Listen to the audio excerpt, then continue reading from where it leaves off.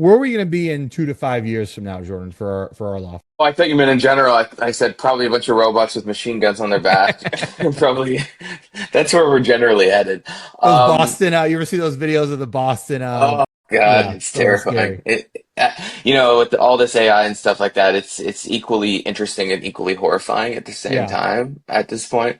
Um, it was interesting. A lot of people talk about AI in law firms and where that's going. Is your lawyer going to be an AI? It's interesting because you can use it right now. You could use Chat GPT, and I think it's cool that someone who's maybe lower income could go toe to toe with their landlord because they sort of have this Chat GPT lawyer in their pocket that's teaching them how to negotiate.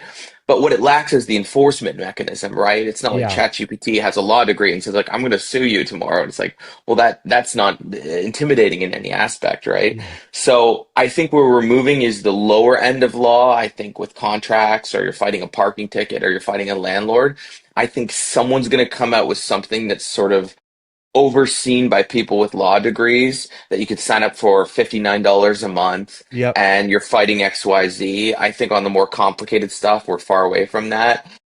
Uh, I had a conversation with someone the other day who's going to law school for contract law, and I talked them out of it because I sort of said, my chat GPT is a pretty good contract lawyer now, and you haven't even started.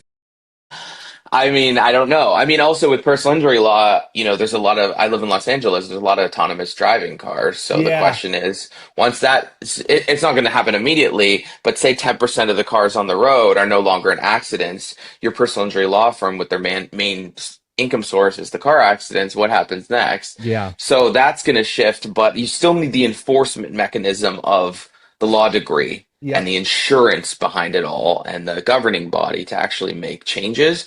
So we'll see where that's going to go. In terms of marketing, I don't know. I watch it every week.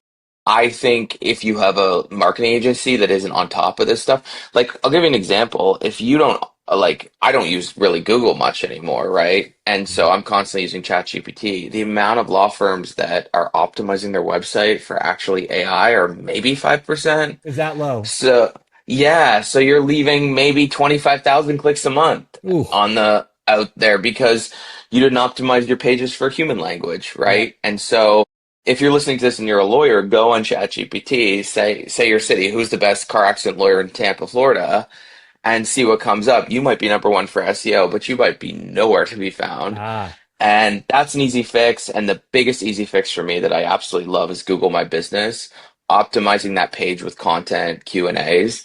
I But was more able to than drive just about reviews. So it's more than just reviews now. Utilizing those Q&As is big. a whole thing because no one thinks of it. But I was able to drive about $1 million in business a year for a client And by that's just through optimizing that Optima. page. I didn't even realize that. So it's more than just reviews Yeah. now. It's there's a whole system involved with that. Yeah, it's so you can optimize the keywords. There's Q and A's you can answer, which is super easy. You can get right on that. You can upload photos.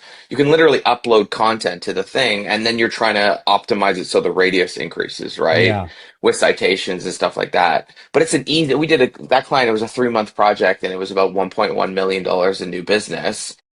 Just because he's in a market which they're spending money on AdWords or whatnot. They don't think about it. So that's an easy win right off the top. And then I start And to own attack the traffic. So it's not Google Ads. You turn that you're not turning that faucet exactly. off like you do with Google Ads.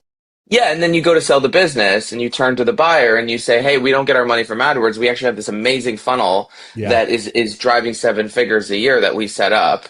And that's much more appealing to anyone Oh buying heck your law yeah. firm than saying, "I got to spend 25,000 a month on AdWords to keep this place going." So, it's like a house that you're adding, different areas to it. Adding new And wings to that so, house.